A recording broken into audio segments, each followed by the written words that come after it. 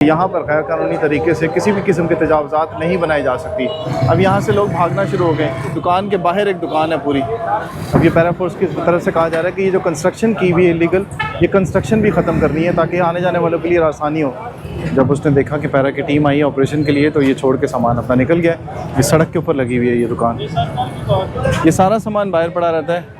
तो ये सूरत हाल होती है जब फोर्सेस आती हैं ऑपरेशन के लिए। जितनी सब्जियों की दुकानें हैं वो सारी बाहर रखी हुई हैं, जो रास्ते हैं उनके ऊपर। ये होटल और ये सब्ज़ी की दुकान, ये बाकी सामान, ये सारे का सारा एक तरह से कब्ज़ा है।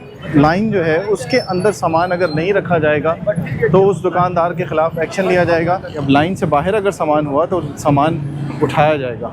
डिफ़ाइन कर रहे हैं कि लाइन कहाँ पर है, सामान कहाँ पर रखना है।